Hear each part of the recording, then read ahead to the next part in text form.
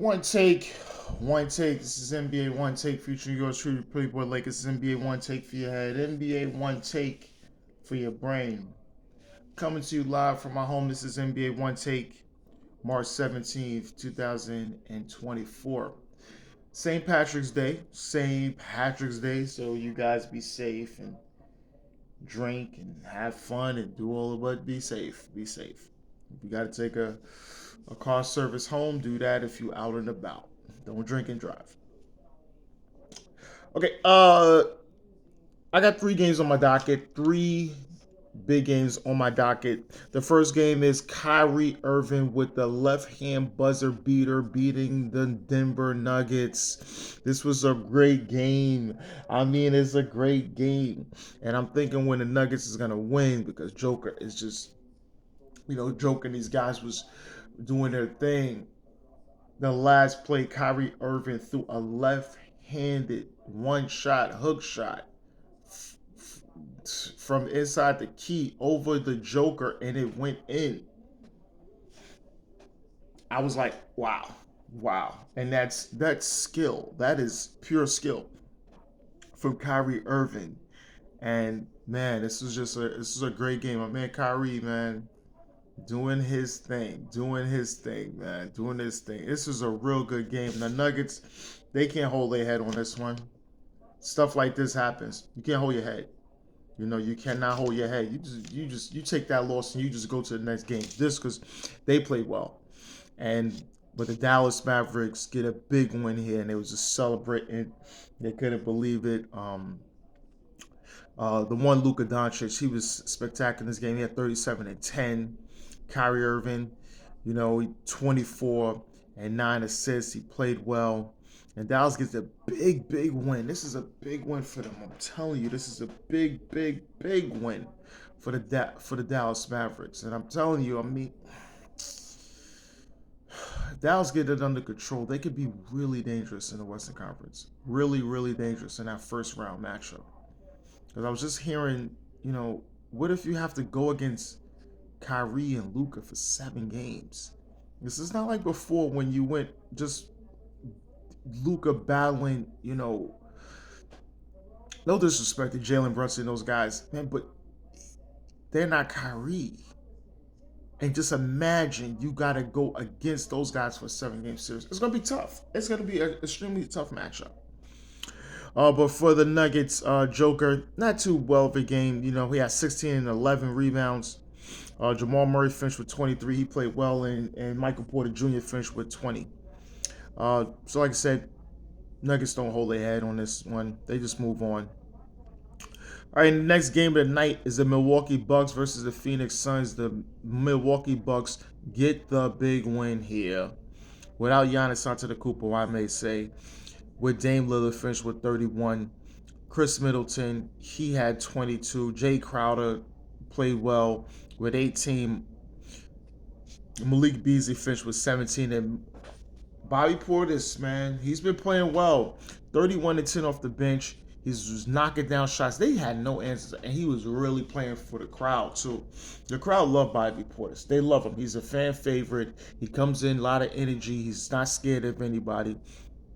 He knows what he knows what he's doing. He plays his role. They love him in Milwaukee. The Suns, tough loss here. Tough loss. They need every win. And even with Kevin Durant, he finished with 11 points and 9. It was just sad to see him out there. He was really struggling, really extremely struggling, and it showed. It showed. It showed how inefficient he was in this game, and the guys couldn't really take advantage of that on his team to try to, hold them down. I mean, Devin Booker finished with 23 and 9 assists. He was playing a lot of facilitator. Bradley Beal, he finished with 28. That was just good for Brad. And Grayson Allen finished, he had 25 and 8. And 8 rebounds. He was really shooting it well. Grayson Allen really stepped up. And Royce O'Neal finished with 16 off the bench. I mean, guys did okay. Probably could have got more offensive from Devin Booker, but we didn't get that. But I think that's fine. But not fine, but The Suns is have to really string some stuff together. They got to get themselves out that playing mix in the top five in that Western Conference so they can really get a rhythm. Like I said, I told you guys, I had them preseason winning the championship over the Bucks. That's what I have, and I'll stick with it. I mean, in my mind, my choice may change, but I can stick with my original prediction. All right, and the last game of the night is the Brooklyn Nets, hometown Brooklyn Nets versus the San Antonio Spurs, and we got the Spurs winning in overtime, which was really, really a fun game. Victor Wembanyama finished. Wemby had 33 and 15, some great blocks, playing well. Devin Vassell 25 and 8, and Keldon Johnson off the bench finished with 24. This is a big one for the Spurs. Just seeing what they got, seeing how everyone's going to mesh, because that's what I think they're trying to do. Who meshes well with Wemby, because obviously he's the franchise, and how we're going to move forward till next season, because I think next season, if they could keep the right guys around them, they have a stigma where everybody's trying to get paid. If you get the right guys around him, probably make some trades, do something, you could probably have something special going into next season. For the Nets, tough loss. Cam Johnson finished with 31, Dennis Schroeder 19, Nick Claxton 11 points, 14 rebounds, and Day'Ron Sharp, he had a good night as well. The Nets, uh, it's lottery for them.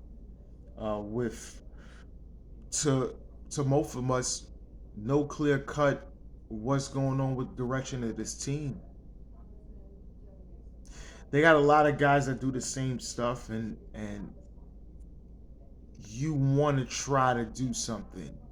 You want to try to do something. I mean, they got Mikal Bridges, and in this game, he only had 14 points. He was just ineffective. They want to try to bring somebody in with him. With who? Who you trying to bring in? Someone you trying to get in Donovan Mitchell? Who you trying to get? Trying to get Zach LaVine? Those are notable names out there. Because for what it's worth, I'm hearing the Nets is going big game fishing this summer. They going big game fishing. They want immediately to try to get a good player. Preferably someone that wants to be traded, or if they got to do a sign and trade, they trying to upgrade their team next season. So that's what it is with the next. All right, something I've been watching. Avatar: The Last Airbender season 1, the live action new one on Netflix. This is extremely a good series. It's not as good as the animated, obviously the animated thing, which was a classic, because that got me through the pandemic. Watching that, because I didn't know about that. I'm like, my little sister, my little brother was watching this thing. Come on, I'm a little older. I'm watching that stuff. I'm older. I wasn't into that.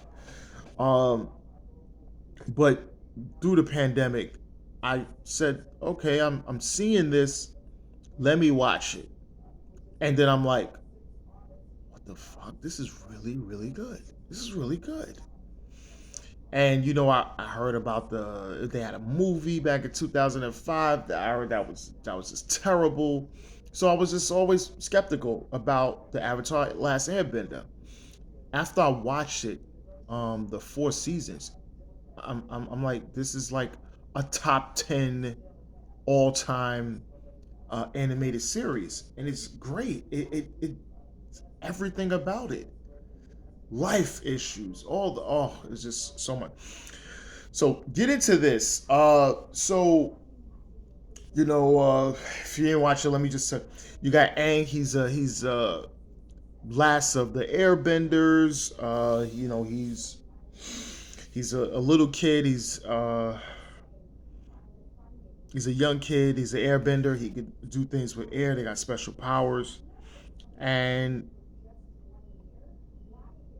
something happens, and then he gets in a coma state for over 100 years. Then he wakes up, and all the airbenders are not there anymore. His city is destroyed, so he's trying to find himself. He meets Katara and Sokka, a waterbender tribe, and they go on a journey. They go on a journey, and then but he's the Avatar, which is he brings balance to the whole world, and it's like one of one. And then you have the Fire Lord who's looking for him because he needs the Avatar, so he sends his son out, Prince Zuko, and General who plays it's like his uncle.